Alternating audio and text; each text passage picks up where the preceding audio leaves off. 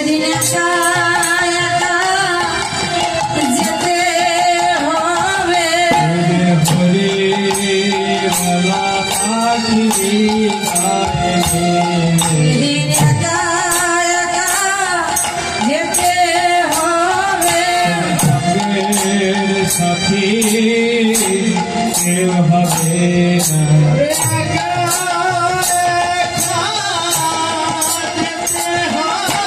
হরের বাহির করে দিতে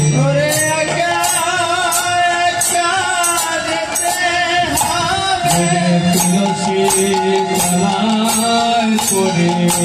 রবে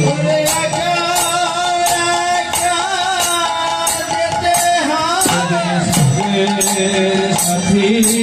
কেউ হবে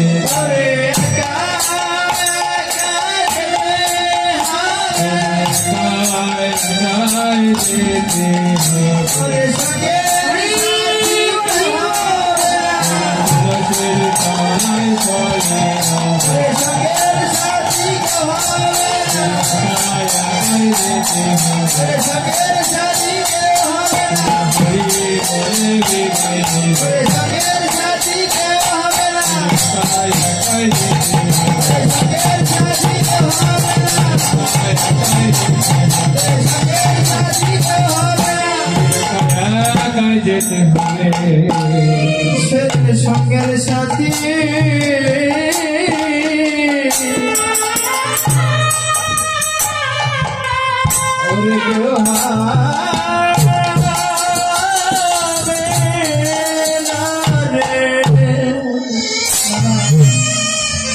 সেদিন একা একা চলে যেতে হবে তবে সেদিন তোমার নাম সেদিন তোমাকে পার করে দেবে বাবা। তাই আজ আমার মন হয়ে আছে যেন ফিরিদিনে মরেতে ধরেছি কিভাবে বাহু ধরেছি এই জগতিনে জীব আমি যেমন দুটি বাহু তুলে আত্মসমর্পণ করেছি তোমরাও তোমাদের দুটি বাহু তুলে কামনা বাসনা পরিত্যাগ করে একবার হরি বলো কৃষ্ণ বলো বাবা। আমার ভগবান তার ভগবানের আসনটা পরিত্যাগ করেছে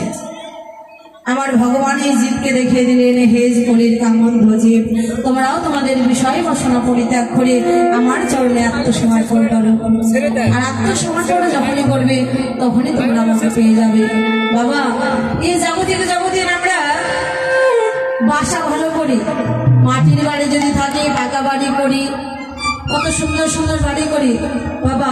এই জগতের বাসাটা শুধু ভালো করলে হবে না তোমার নিজের দেহ বাসাটাকেও ভালো করতে হবে বাবা। দেহ বাসাটাকে যদি ভালো করতে যাও তাহলে কি করে ভালোবাসা করবে বলে একবার সাধুর বাজারে যাও সাধুর বাজারে গেলে তোমার এই দেহে যদি জন্মার্জিত পাপ থাকে জন্মার্জিত পাপ যদি থাকে দেহের অঙ্গ পরশাহা সাধুগুরু বৈষ্ণবের কৃপায় তোমার দেহের পাপ দূরীভূত হয়ে যাবে কিভাবে শাস্ত্রে বলো বৈষ্ণবের ধুলে যদি পরে গঙ্গার জলে গঙ্গা শুদ্ধ হয় ভাগবতে বলে বৈষ্ণবের ধুলে যদি লাগে পাপির গায়ে পুষ্পরথে চড়ে পাপি বৈকুণ্ঠে যায়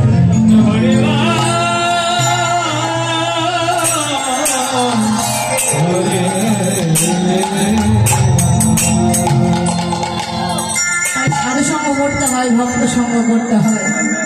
রিবু এই দেহ বাসাটাকে ভালো করতে হলে ভক্তের বাজারে যেতে হয়। আমার গৌর হরি দুটি বাহু তুলে হরিনাম করছি মা যখন হরিনাম করছে এমন সময় নদী আর রমণীগণা দেখতে পেল গৌর হরি আজ যেন হরিনাম করছে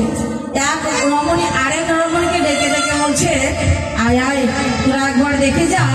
দিনের বেলা যেন চাঁদের উদয় হয়েছে গো আজ সচির দোলালিয়া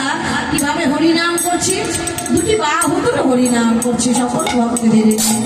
বলে তোরা দেখবি যদি